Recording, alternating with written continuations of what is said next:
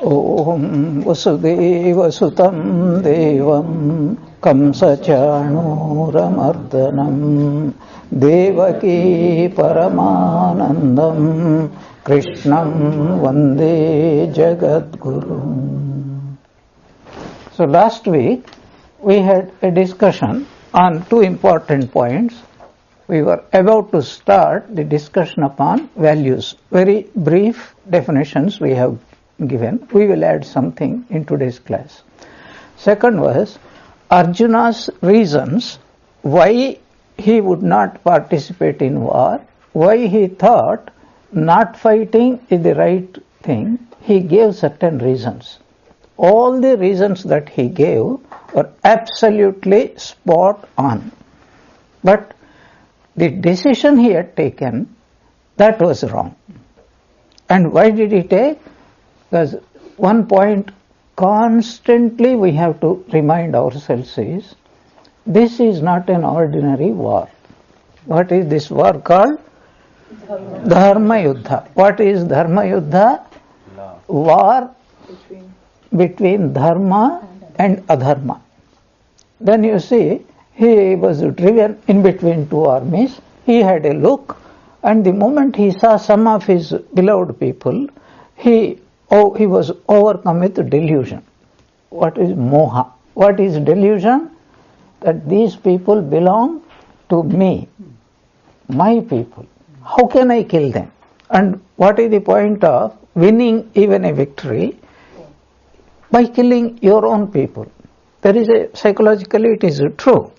But that's not the point. Who are one's own people? People who love you, they are ready to finish you off. Just imagine, Bhishma would have finished the whole Pandava army in no time had not Krishna interfered. Do you remember that incident? So, where was the compassion coming here? It was not compassion, it was a delusion. These are my people. But what about the other people, Duryodhana and other people? If he had remembered Duryodhana and other people, then he would not have come to that decision.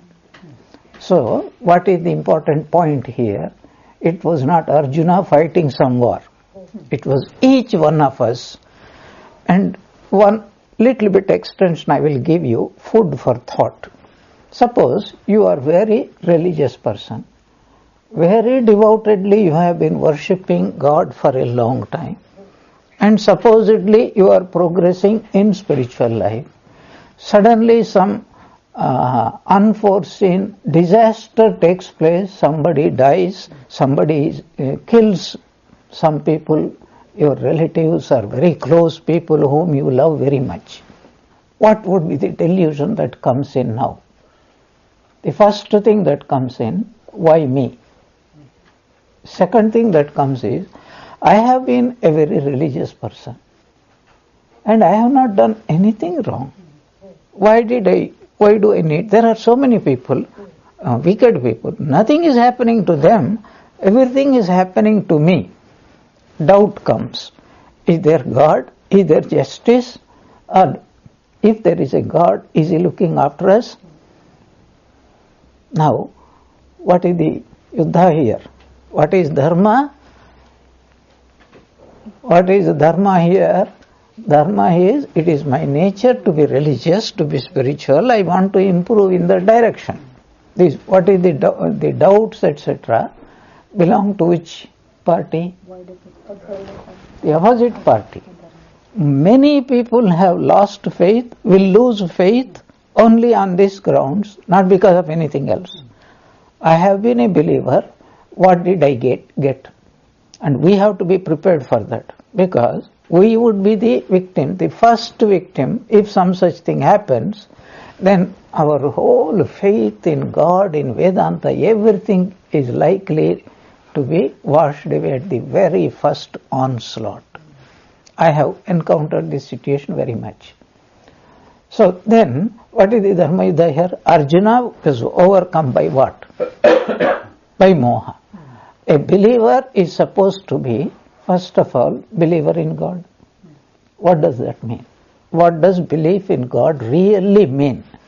It means there is a being who is truth, who is dharma, righteousness, and who knows everything, and who will never allow any wrong thing to happen. If something happens, only two explanations. One, it is because these people deserve it. But that's not the end of it. We also sometimes justify it. Maybe my bad karma phala, that's why this thing happened. And it's absolutely true. But the second point is we never think it is good. When suffering comes, we don't think it is good. But if you recall Kunti's prayer in to Sri Krishna, not only she was not rejecting suffering, she was praying for suffering. Oh Lord, may I have more and more sufferings. Then why? Is because so long as we had suffering, you were with us. It's absolutely true. When do we remember God more earnestly? When we are suffering, in trouble. Yeah, I have seen people, even people who visit Vedanta Center once in 12 years. I'm glad at least once in 12 years. I'm glad for two reasons. One reason is 12 years I am free. Understand? He will not come and trouble me for 12 years. So he phones, I am going to go for an operation, please pray to Thakur. What happened all these years? There was no trouble at all. So we are likely to remember. So what is this? Each one of us are potentially divine. That is what is called Arjuna. Second point, this battle between the what is called dharma and adharma, truth and untruth, righteousness and unrighteousness, good and evil. It can come any moment. It could come within ourselves. It could come between me and my husband and my wife and my children and my parents. So many might be in between my children too. Whom do I look after? An imaginary scenario I am giving you. Suppose a mother has got two children. One child is sick. Another child is absolutely okay. Whom does she pay attention more? Now that could cause jealousy in the other child. The child is not able to understand, my mother loves me equally, but she is paying more attention to the other child because that child requires more attention. But he or she will not do that. I heard this called sibling jealousy. Yeah. Anyway, in a way of speaking, I don't know how far it is correct. When Kunti went and disclosed the fact to Karna that you are my son, you know what was his reply? Pandavas are known to be only 5. There will be only 5. Either Arjuna will be there or I will be there. They are not going to be 6. So this is the point we have to remember. Each one of us is an Arjuna. And any moment this battle will take place. What is the battle? Shall I expand or shall I contract? Of course it won't come in that way. Shall I meditate or shall I go to sleep? Just a quick, I don't want to deviate too much. Yeah. So Arjuna feeling what he does when he kills his relatives and what he feels when they die, is that not real then? When one loses people? You see, the whole point is, if Arjuna was rational, he can think in this manner. See, battle is one type of killing each other. But if there were no battle, do you think that people will not die? This Bhishma, Drona and others, are they not going to die? Already they are what we call 1 foot in the grave. Yeah, Duryodhana, Dusyasana, they were young, almost of the same age. Bhishma, Drona, Kripacharya and all those people, they were already 1 foot in the grave. We will come, because Shankara Bhashya, very next second chapter, is a beautiful argument explanation, brilliant. We'll come to that later on. So, our problem is death will come. But our normal thinking is death will come only at an old age, after old age. But death you can see every day. Many people are dying very sadly, unexpectedly and all that. Yeah, that is the point. So this is the point, Bhagavad Gita to be understood. Each one of us is an Arjuna, and we have to stop and think, what is the battle that I have to fight today between dharma and adharma? So it can take many forms. One particular form is if somebody doesn't like me, or if I don't like somebody, that's one particular form. It could be in the office, it could be at home, in an ashrama, anywhere. There's this most second thing is, certain things we are expected to do, we may be reluctant to do, we may be lazy to do it. Is that a battle or not? Get up a little bit earlier and then sit for a little bit more meditation. Otherwise you say, where is the time for me? From 5 o'clock onwards my children are there and all those things. Okay, Baba, why don't you get up 15-20 minutes earlier and do it? No, I'm very reluctant because I need that sleep. But when there is cricket match on, did you need that sleep or not? So many factors. If we really look at ourselves in an objective manner, we go on inventing lot of excuses. And if we want to progress, then the only way is we have to be strict with ourselves. I'm not saying we shouldn't have entertainment. That's why Krishna Bhagavan, he says so beautifully, Yukta ahara viharasya, Yukta chestasya karmasu, Yukta swapnava bodhasya, yogo bhavati dukkhaha.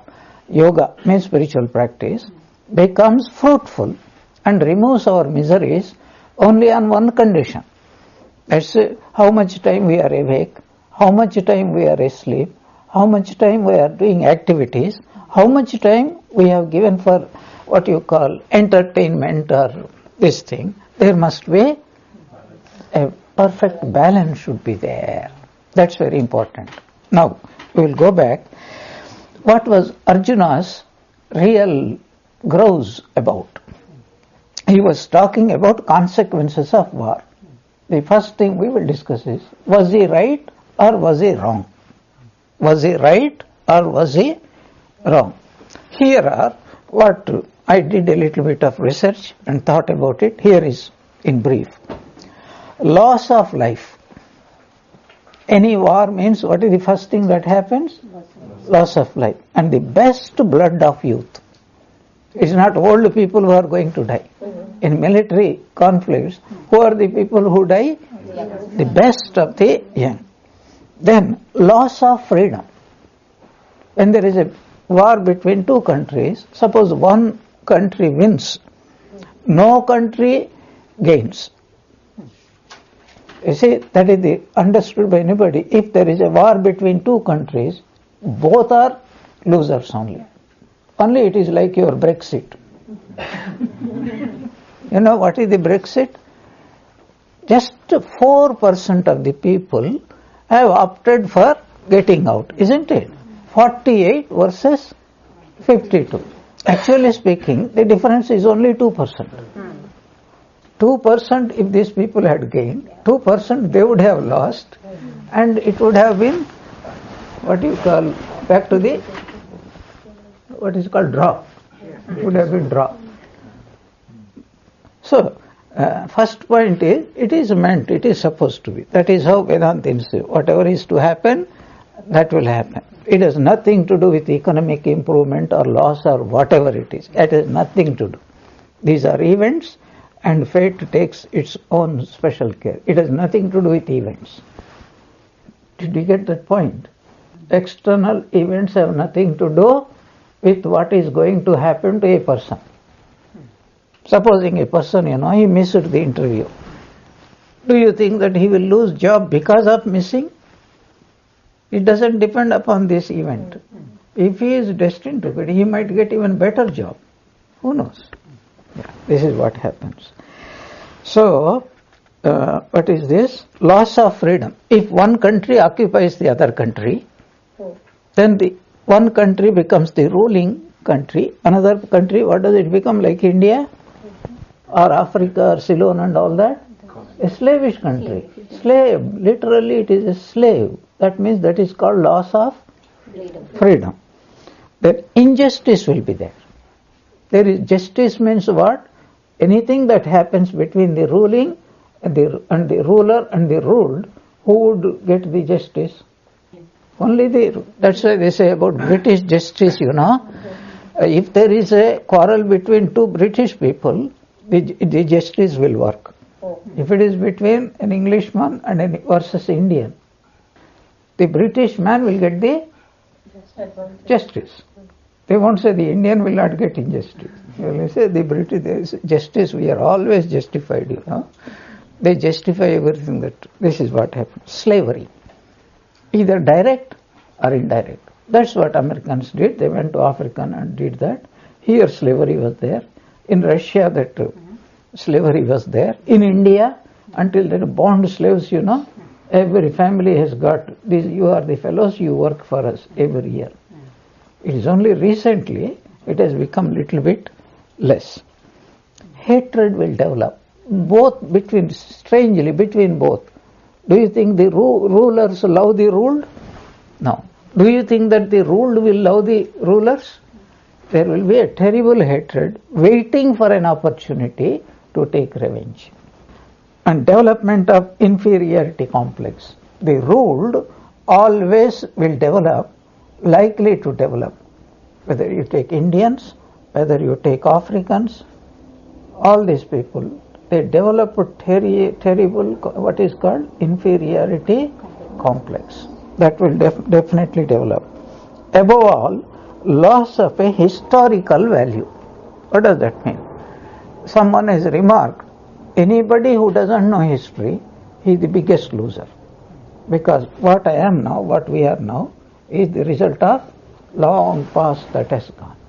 So if anybody doesn't know what his history was before, he is likely to lose a lot of things. We will discuss this when we come to values.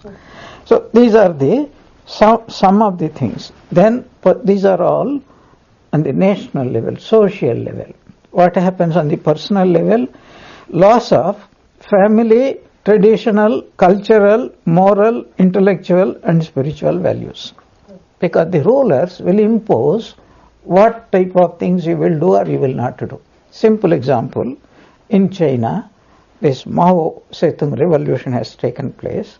After that, thousands of years of tradition, religion, moral values, everything became upset. These people flooded, brainwashed everybody, there is no God, etc. I think you know a little bit of that. This is what is called communism and all that. So it is actually socialism. So this is what happens. Personally what happens? Family, traditional, cultural, moral, intellectual and spiritual values will be lost. Now, these are the consequences of war. This was what Arjuna was talking about. Then he is asking, there would be no one to transmit family values, conduct rituals, beliefs. These are the four important family values. Now, in any country, there are certain what we call national values. There are certain what we call tribal values, and what we call family values. So suppose in India, simple example, in my family, it is the worship of Lord Venkateshwara. He is our family deity. Now supposing either my father died or somebody died and then family is gone. What happens to the family deity? Gone. And then who is going to? Not only that, you people, married people, you came from India to here. When you came, most of the values you have left behind. And very little of that is there to pass on to your own children here. Accepting that you are coming to the ashrama a little bit and then you see we bow down or sometimes you go to some of the temples and other things. But in India, you can see every family has got this thing, celebrating all those things. This is how a great amount of personality is influenced as a child. So that was what Arjuna was really talking about. No one to transmit family values, then conduct. But the most important thing, we all learn how my father behaved, my mother behaved, and my grandma, grandfather, how they behaved. They say this is not right, this is right, you have to behave like this. Those things, when they are not there, who is going to pass on those things? That will not be there. That is called conduct. Then rituals. One of the most important things is rituals. Because what is the difference between one religion and the other religion? The moral values will be same. You have to remember it. No religion ever preaches immorality. Moral values, truthfulness, righteousness, do not cheat, do not harm, and help so far as you can help.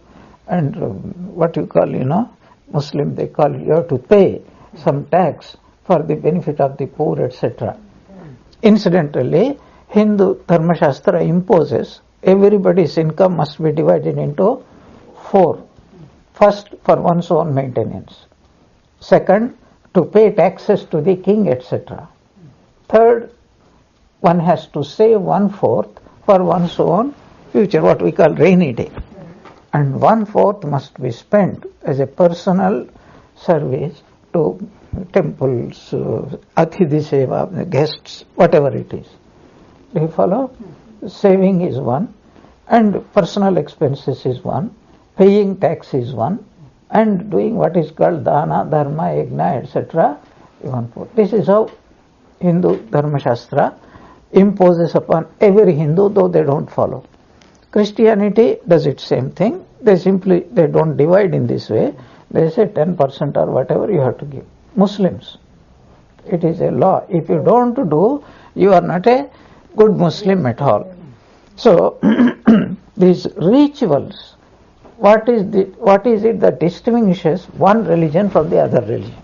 Morality, same. Values, same. I'm talking about religion, not East and West. What is the value? God has created this world, and so we have to go to God ultimately. By one way or the other, whatever be the philosophy, I'm talking about religion. Every religion's goal is to get to kingdom of heaven, nirvana, samadhi, vaikunta, kailasa, whatever you call it. There is no difference.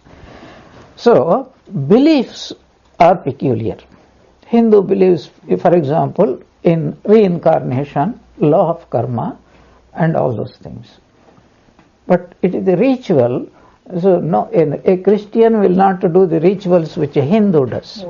A Muslim will not do rituals which either a Christian or a Hindu does. That is the one which is passed on from family to family, from parents to children. And without rituals, religion becomes a dry, lifeless, intellectual, what is called dogma. This is a point which all of us must take into consideration. You may have belief in God, but what are you doing about it? Are you doing some rituals? Now, this is a big subject. I will not discuss in elaboration, but very briefly I will tell you. There are what is called social rituals. There are economic rituals. There are national rituals. What is national ritual? Simple example, you hoist the flag and then salute it. It is indirect way of saying, I belong to this country, I swear my adherence to this country. That means I would be a good citizen of this country. What is social rituals? Social rituals. Now what is social ritual? Shame to you. Shame to you.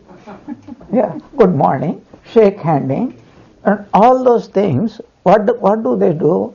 They make social life very smooth.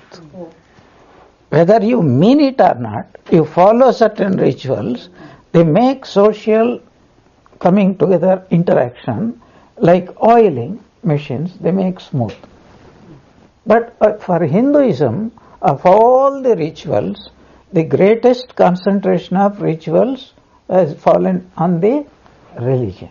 So every whether you belong, you are a Shakta, you are a Vaishnava, you are a Shaiva, the same ritual, more or less the same type of ritual. You go in the morning, you bow down, you take a little prasada, do some puja, and then you take the children also there, and special days you do something. You know, a lot of Hindus are ridden with rituals.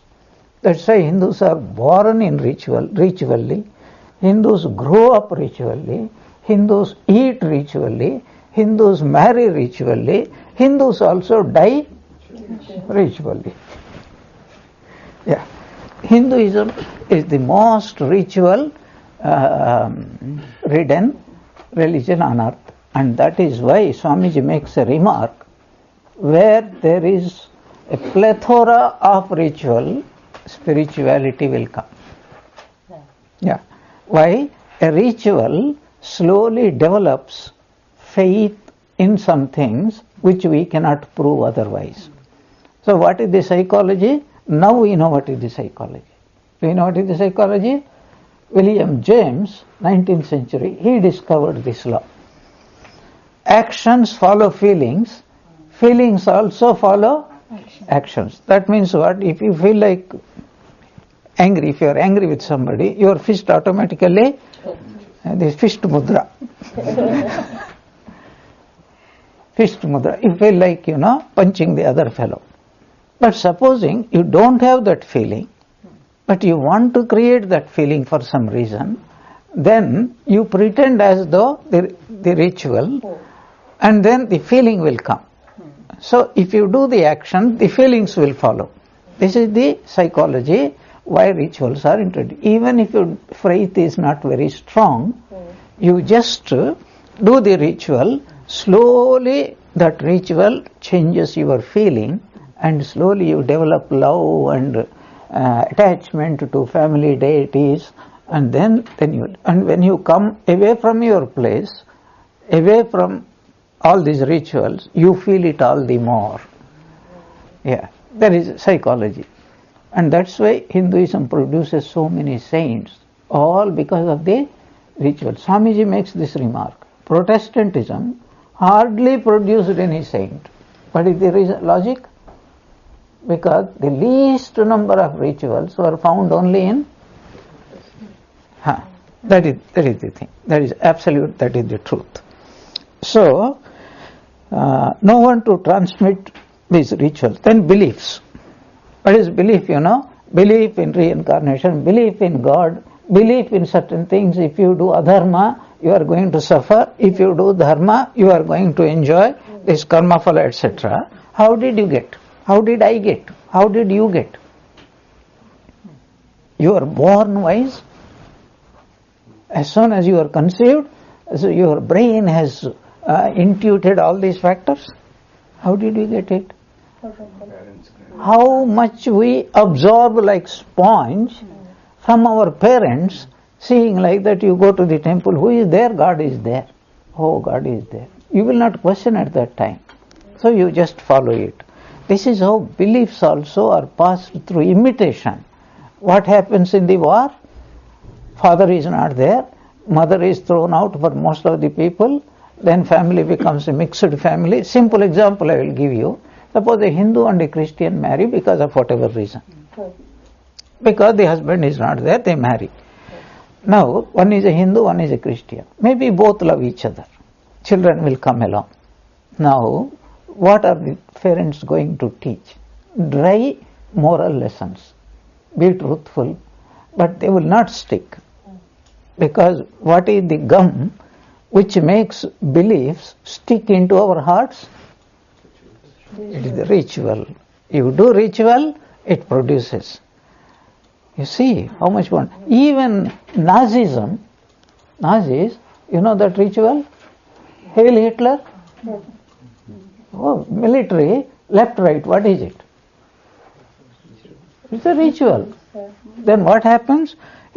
What happens when 100 or 1,000 people are marching left, right, left, right, left, right? Do you know what happens? their thinking becomes mob, what is called mob mentality. They start thinking exactly alike. So much is, rhythm also, so much is there. So all these things will be lost if there are not parents or there are grandparents.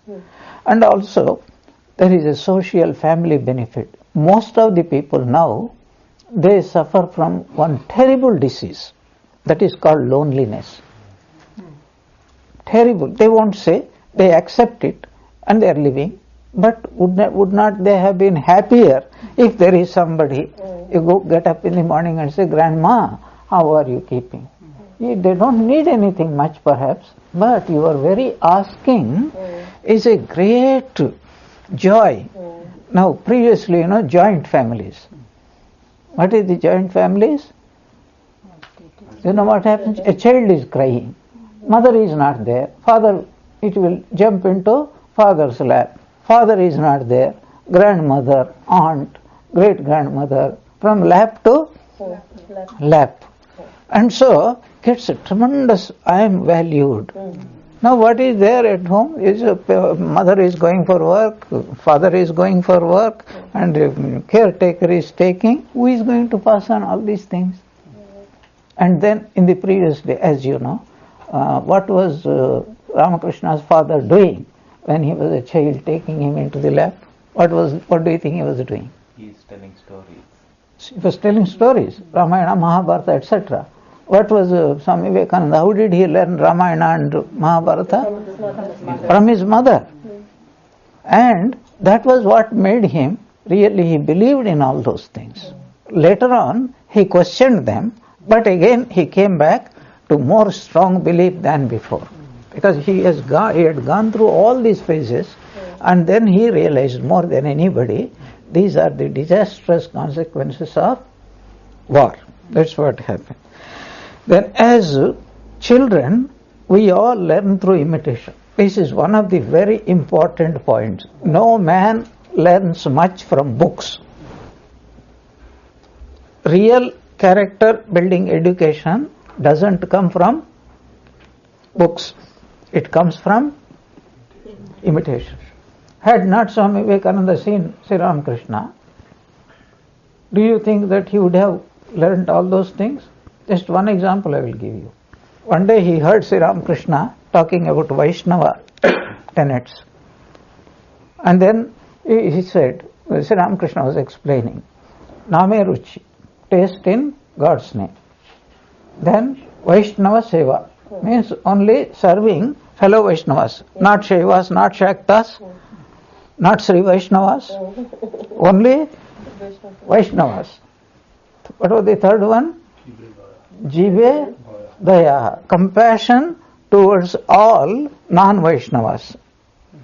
According to Vaishnavism, all non-Vaishnavas are destined where? The other world. So compassion, poor fellows, they could have come along with us and all that.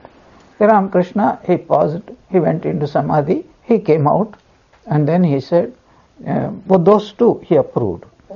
But then he said, Jivedaya, who the hell are you to show compassion? You cannot even show compassion towards you.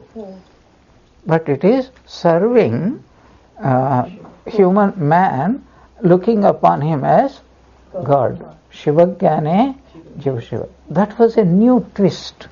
He gave an entirely new interpretation, and based on that one expression of Sri Ramakrishna, the whole what is the motto of Ramakrishna mission?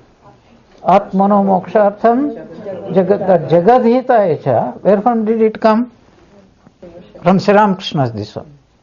You see, most of you might not have read the history of religion in India.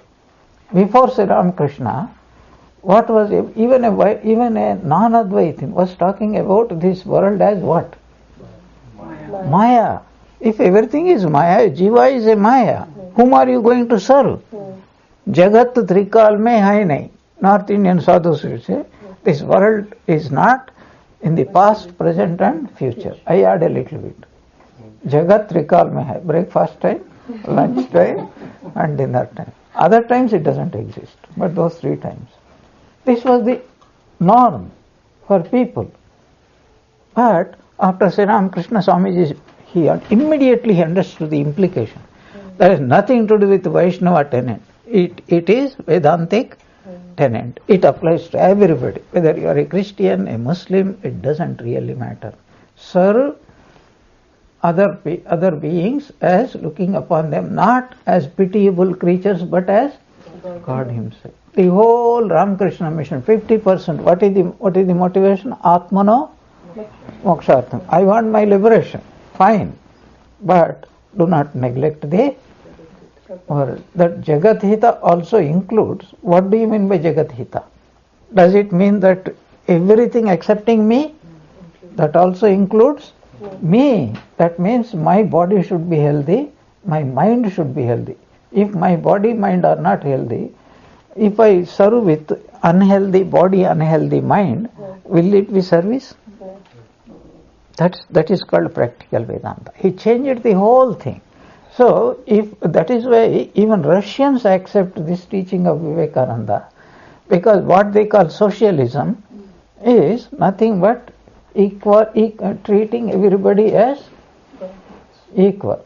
But unconsciously, you know what they are following? Animal what is that? Animal farm.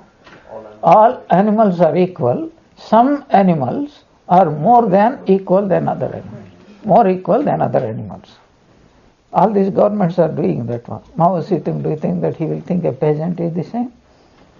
But the core of that teaching is that let everybody get well. This is dependent upon what is called Engels and Marx teaching of socialism. He did it all here, not in Russia, not in China, in British library. What was his essence of his teaching? Self-realization. And do you know what is self-realization means? Nothing to do with Atman. Self here means what Swami Vivekananda gave definition. Education is the manifestation of perfection already in man. That was what he meant. Every person has a peculiar tendency and he wants to develop along with that tendency. Give him the opportunity. But how can society give that opportunity? That is where economics come in. Economics means so long as there is a lot of what is called difference between the rich, gap between the rich and the poor and the powerful and the weak, this idea of self-realization cannot be practicable. So what Marx taught is, let everybody get a minimum amount of economic good. After that he becomes free to pursue what he thinks will be gives fulfillment to himself. That is called the idea of self-realization. What a brilliant idea. This was what Swami Vivekananda was telling. Jagat Hita means what? Jagat Hita, can you do Jagat Hita first of all? You cannot do. What can you do? You serve to the best of your ability, and maybe some other people also will do the same thing. This is how even what is called social benefit will come. It is not only a spiritual ideal, it removes a lot of conflicts between one strata of society and another strata of society. But it depends upon how much we follow it. Okay. So, as children, we all learn not through books, not through information, but sheer through imitation. That's an important point. And if we want to imitate, there must be somebody to imitate. And if they are defective people, how can anybody, what do you think they will become? Now psychology has conclusively proved that if there are unhappy people, cruel people, if you look into their background, where from they are coming, broken families, unhappy families, where there is single mother, this is in Reader's Digest, many years back it came. They conducted a survey. All these youngsters joining the local gangs, they were caught and asked, what made you join? Because the father is not there. And you see, at a certain age, until certain age, mother is the ideal. But after certain age, the mother is no longer adequate. They are looking for a role model, and that role model is absent. And then to bolster some what is called connection, they take the form of either if they join, oh, you are our member, you are like our family. So males join males, female gangs are there. Female joins female. This is one way of having identification. Which brings me to another idea which I will not discuss, at least in today's topic, that we are all seeking some type of identity. What is the identity when we come here? We are all students of Bhagavad Gita. That is the major identity so long as we are here. When you come to the center, what is your identity? We are devotees of Ramakrishna. So Thakur, Swamis and devotees, they have a common bond. So you see how many that bond is what youngsters lack. And that can be fulfilled only by two people, both father and mother. But beyond father and mother also, there is some other factor is there. That factor, the third factor is teacher. And the fourth factor is anything else. That is why Matru Devo Bhava, Pitru Devo Bhava, Acharya Devo Bhava, and in that order. How wonderful this one is there. So, as children, we all learn through imitation. Then, as social beings, we also imitate social norms like dress, etiquette, language, accent, etc. See, the way Indians, we come here with English, we know English language perfectly. Even better than some of the local people, definitely. But our accent is totally different. South Indian accent. Whom are you kidding? Why do you dress in this way?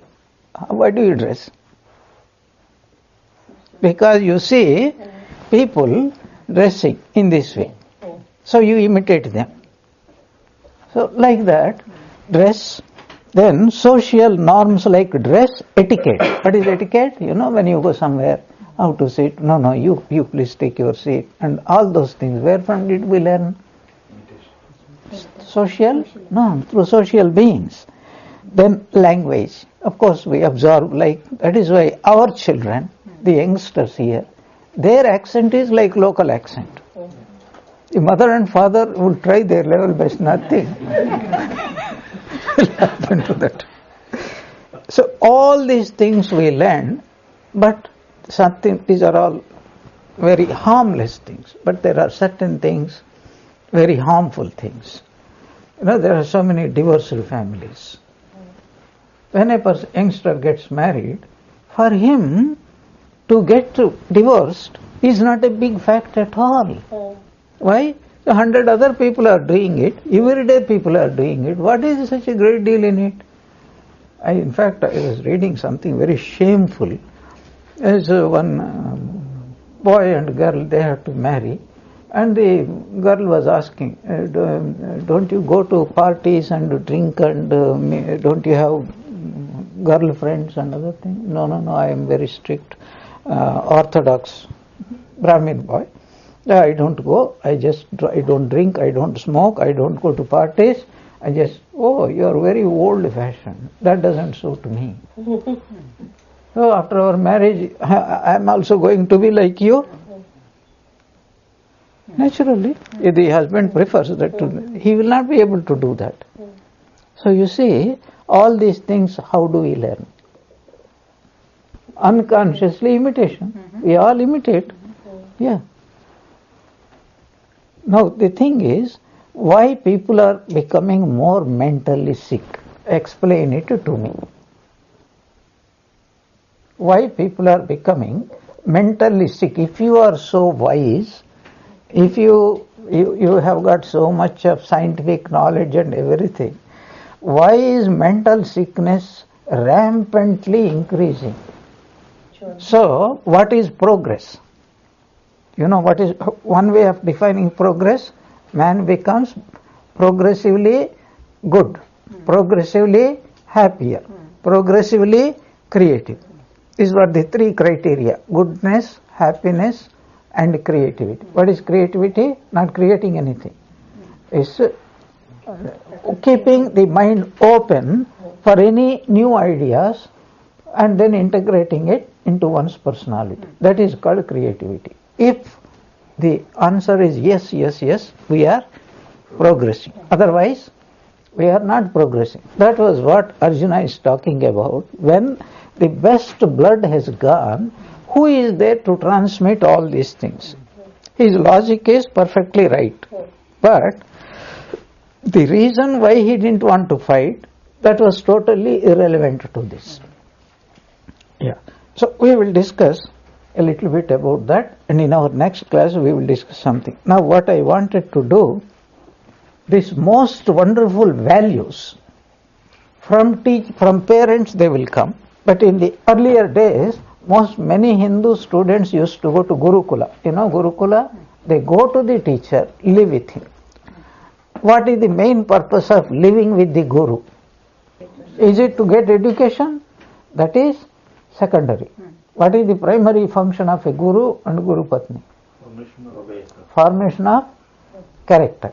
That was what Swamiji had in his idea of education. Ramakrishna Mission will open, sannyasins will be running there, the students will be staying with the Swamis and observing their corner cut, guided by them. After they become 17, 18, then you go and do what you like. You can get married, you can do whatever you like. This was what earlier Christian Jesuits, that's what they used to give me your child. First 7 years of his life, afterwards you can do whatever you like with it. But by that time, the brain is thoroughly imbued with this faith in God and other things. They realized what is the extent of each child's absorption from birth until 7 or 8 years of old. What is the speciality of that period? Imitation. They fastly imitate. Imitation. Yes, right. Open also right. But one most important faculty, the faculty of questioning, reasoning, will develop only after that age. Before that, it is what's called just absorb like sponge. That is why if you want to make either good or bad, evil, Hitler's idea was you just brainwash these fellows until they thoroughly washed themselves. After that, they will always be faithful to us. What is this madrasa schools and other things? What are they doing now? Brainwashing. The schools go on. I'm reading a book actually. Oh my God! It is your head will explode the way the teachers, the mullahs, the priests, and then the society through newspapers, through how they are preaching hatred, enmity, etc. against anybody who is non-Muslim, anybody who is Western. They will not listen to reason. They will howl if somebody does something to them. But if they do something to others, they will break out in jubilation and then celebrate. Even heads of governments, everything, they do this one. And ordinary people will take. Now what is my point? My point is, does not man have reasoning power? Why doesn't he protest? Because of one reason. Until the age of 6 or 7 or 8 or whatever it is, these people have been injected with these ideas of our Islam alone is the only religion, and our brand of Islam is the only interpretation, and the West is kafirs, infidels. You can do anything. The more you kill, Allah will be pleased, the better. And they take it for granted. Yes, it is absolutely true. Just how do Hindus get the idea every religion is valid? Because you are superior in intellect, superior in wisdom. How did he get it? From Thakur's Jatamata. No, injection. I am talking about brainwashing. That's what exactly they are doing, but in a reverse way. That was what they were doing it. So this is the important thing. Now what I want to do in the short time, in Taittiriya Upanishad, first chapter, the last Anuvaka we call it, here is a most marvelous convocation address. You know what is a convocation address? When the students are graduated, going out, the universities usually call a revered personality, priest, a Swami, or somebody who is senior, and give advice how to live the life. Not about it, knowledge, how to live the life, because the children are going out. This is what the teacher is doing, and I have not found the equivalent of it in my whole life to anything else. I am going to read the translation and then we will discuss about it. So, it says, having taught the Vedas, the teacher thus instructs the pupil before he returns home. Samavartana. Speak the truth. Practice dharma. Do not neglect the study of the Vedas. Having brought to the teacher the gift desired by him, enter the householder's life and see that the line of progeny is not cut off. Do not neglect personal welfare. Do not neglect prosperity. Do not neglect the study and the teachings of the Vedas. Do not neglect your duties to the gods and the mains. Treat your mother as God. Treat your father as God. Treat your teacher as God. Treat your guest as God. Whatever deeds are faultless, these are to be performed, not others. Whatever good works have been performed by us, teachers, those should be performed by you, not others. Means what? If we have done something which is not right, do not take them. Only those good acts. Otherwise you say, if you are doing, I can also do that. No. Those Brahmins who are superior to us, you should comfort them by giving them seats, means respect them.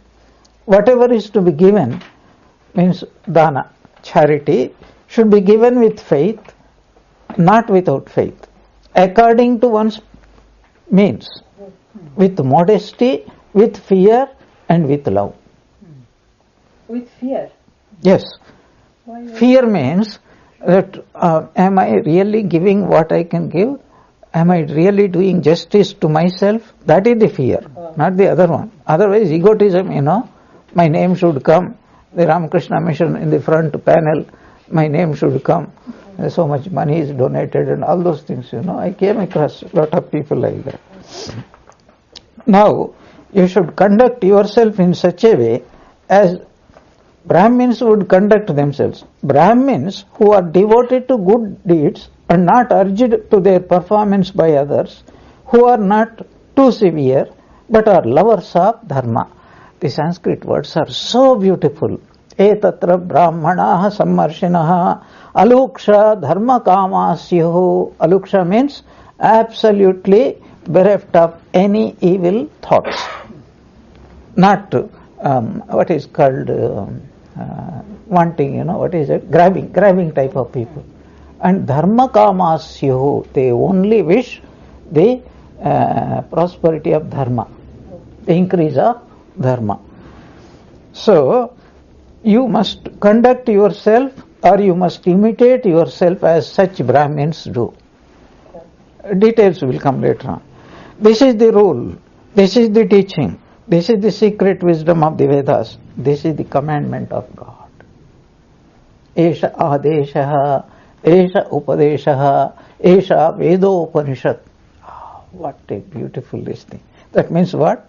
You have no choice. If it is a command from God, there is no choice. Like military command, like red light. Stop. This you should observe. This alone should be observed. So these are the things. Very briefly, I want to discuss one or two things here. Now, first thing that we are going to do it. What is it every human being really wants? Happiness. Three things he wants. Forget about Vedanta, forget about values, forget about everything else. What is it if you ask an ordinary person, he wants in his life? He says, I want to be healthy, I want to be happy, and I want to have peace, I want to have security. So, peace, happiness, health and security. This is all most people want, is it not? Yeah. Now, it's absolutely fine. How are you going to get? Because if these are to be the effects, there must be, if you want mango fruit, what should you sow? Mango seed. Mango seed. So you see, this is what he says. So, Satya gives peace, security. Satya means, what does it give? Because truth is peace, truth is security. What does Dharma give? Happiness. We discussed, Dharma means righteous action. Dharma results in Punya. Punya means what? Last classes we discussed. What is this? It's an ability for the mind to enjoy. The ability of the mind to squeeze happiness, whatever be the situation. That is called Punya. Punya. So, to Dharma, happiness will come. Adharma, evil, means Papa. That means, even if he is in an air-conditioned room, he still worries. So, one of our Swami, what is the difference between a rich man and a poor man? This is a poor man worries without air conditioning. And the rich man worries in an air-conditioned room. That is the only difference. Then, Swadhyaya. What is it equivalent to? Knowledge. So, Satyam gives peace and security. Dharma gives happiness, health and happiness. And Swadhyaya gives what? Knowledge. Then, the respecting, consider, you worship your mother as God, father as God, teacher as God, and Atiti means everybody, anybody else. What does that value stand for? What Albert Schweitzer used to call reverence for life. You reverence everybody. So first I reverence my own mother, my own father. Every woman, every man practically is the mother or father of somebody. Is it not? So if I respect my mother and father, I also can respect others also. First, if I learn that attitude, it is a matter of extending that attitude. So this is called reverential attitude. Then, bhutyaina pramaditavyam. One of the greatest misunderstandings about Hinduism is that it doesn't advocate a person that you secure your own welfare and you work for prosperity. What is the commandment here? Bhutyaina pramaditavyam. Never neglect to become prosperous. Never neglect. Why? There is a reason for that. It's a big discussion. Today we will not go into it. Briefly what it is this. The whole life in the world is divided into 4 categories according to Hinduism. What are they? Student's life, householder's life, vanaprasthin's life, and sannyasin's life. But we can divide it into 2. Student's life is a preparation for mostly householder's life. And a vanaprasthin's life is a preparation for 2 ashramas, more or less. Now, who is the maintainer of these ashramas? It is the householder. And in the olden days, a householder is supposed to do lot of rituals. And without money, what is he going to do? In fact, a brahmachari cannot perform many rituals, most of the rituals. You know why? Because wife should be there. That's why when Rama wanted to perform that Rajasya Yagna, you know what? Ashwamedha Yagna, you know? He had to make one golden statue of Sita, because that is the Vedic injunction. Without Dharma Patni, that is why she is called Dharma Patni. But in Dharma Karyas, the Patni must be there to share. So, householder. If the householder neglects prosperity, how is he going to bring up his own children? How is he going to maintain all the other ashramas? That is the logic behind never neglect. And you see, this Ye tatra sammarshena alukshah dharma kama, social harmony, proper discharge of grihastha dharma, on which depends other social harmony. Means what? How can social harmony be had? That means there must be some justice. How can justice be achieved? That what is my role? How do I behave? So 2 rules are laid down in this convocation address. What is it? Find out the best type of Brahmins in your place. Because we are not here all the time to give you advice. We may be dead or we may be at a long distance. So find out local people.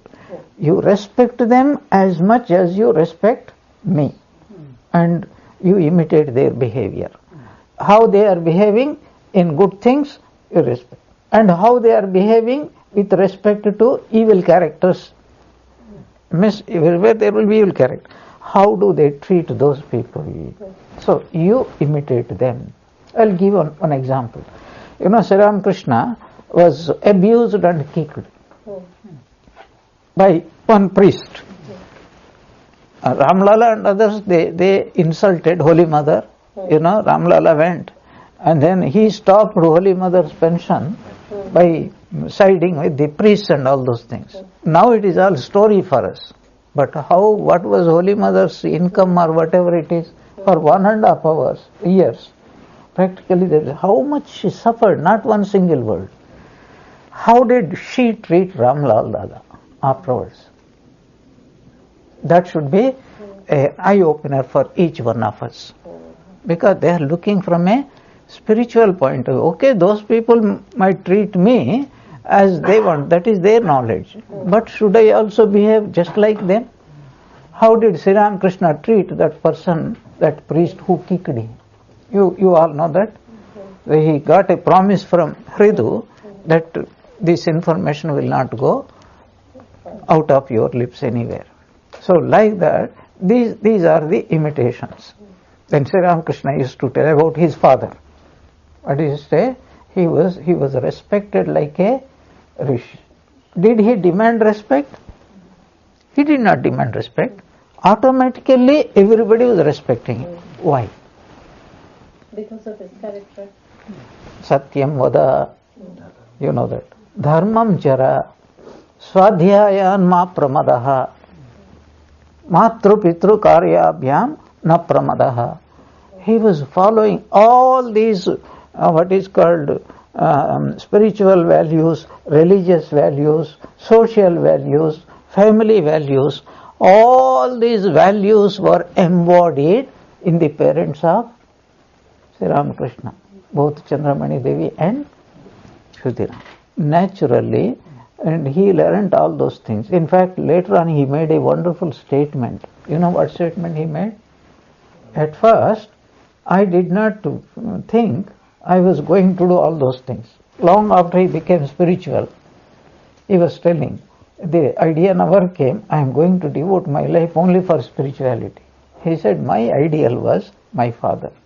I will live like him, truthful, worshipping gods and goddesses, and looking after father and mother. How did he look upon his mother and father? Of course, his father passed away very early in life. How did Sri Ramakrishna, a Paramahamsa, a Hindu sannyasin, look upon his own mother? You recollect now what he used to do. Any sannyasin can tell, oh, I have become a sannyasin, I have nothing to do with your family members, etc. So many incidents, devotees know about them. He used to go, make pranams every day, massage her feet and tell her stories, so that she developed some peculiar idiosyncrasies, and make her eat and see that she had fallen asleep like a baby, and then she will make pranams and come home. This he did until the last day. Where else do we get? So, what are we supposed to do? How did he get it? Did he get it from his father or mother or not? He got it because they were living. This is the Satyam vada, Dharmam chara, Swadhyaya ma pramadaha, Deva pitru karyabhyam na pramaditavyam. We will discuss in next class some of the details. But what I am telling, that was what is called an ideal man, how to become an ideal human being. These are the secrets. And at the same time, just because you are spiritual, you have to neglect this world? No. If you are a monk, there is a different. But if you are a householder, you be spiritual, you will be spiritual, but at the same time, you will observe all these things. You revere your mother, not respect your mother. Revere your father, revere your teacher, revere everybody else. That reverential attitude, reverence for life, is the title of the most celebrated book by one of the greatest savants in modern era, Albert Schweitzer, who went into Africa and dedicated his life to the upliftment of the Africans when all these fellows were taking advantage how to rob them of their gold, their diamonds, etc. And then later on he made a wonderful statement which I can never forget. Says, even though I cannot communicate with them and teach what Jesus Christ taught, what I am supposed, he was like a missionary, teach them. But what I found was, they perfectly understood what was morality. So do you require an education to learn what is morality? Does it come only by learning books? What's his name?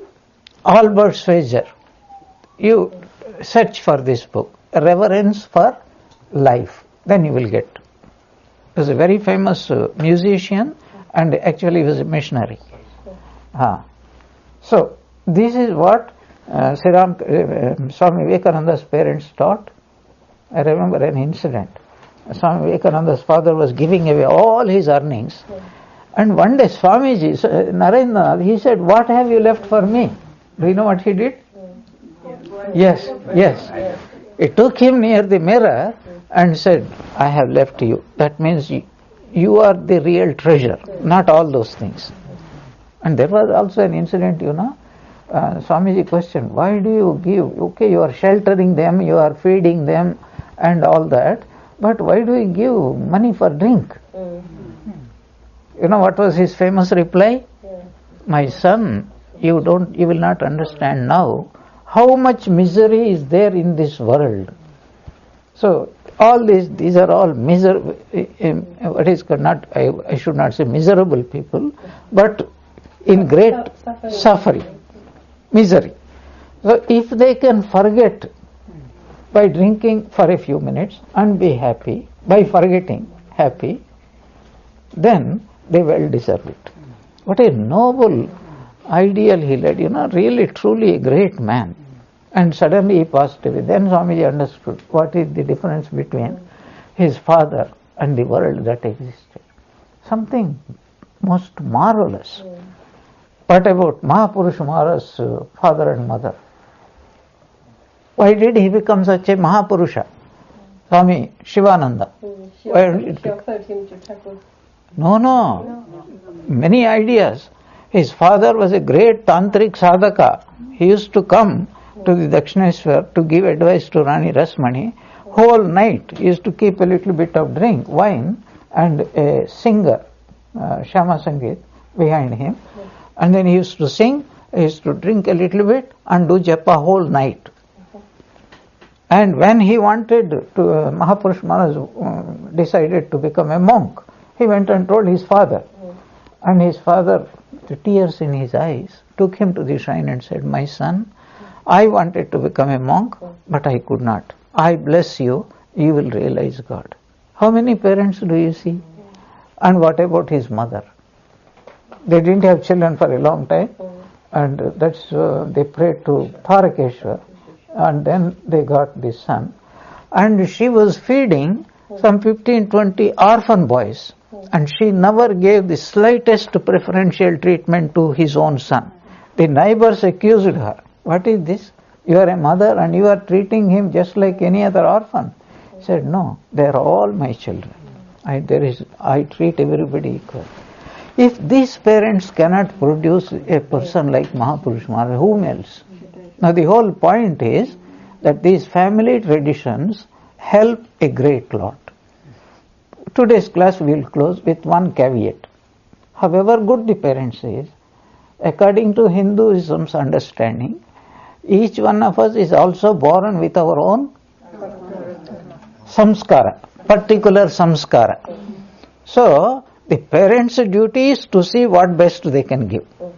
But how the child develops, that is entirely up to each individual. That is why the example given is Vibhishana, Ravanasura and Kumbhakarna, 3 children born to the same divine family, and yet 3 of them developed in 3 different ways. If you want modern example, Holy Mother and as well as her brothers. What can be done excepting one brother? You know that last one, Abhay? Unfortunately, he produced Radhu. Not unfortunately, fortunately. Yeah. What a wonderful thing it is. So parents have a great role to play. That's why marriage is not what is called a play. It is the most serious thing in this whole world. If the parents can be ideal parents, they can help the children a great lot. I won't say they can always. That's why the discussion nature and nurture. Nature versus nurture. So in this background, we will stop today, and next Gita class, next week will be Great Master. Next Gita class, we will expand this idea, and hopefully we will complete the first chapter. Om Vasudeva Sutam Devam Kamsachanuramardanam Devaki Paramanandam Krishnam Vande Jagadgurum.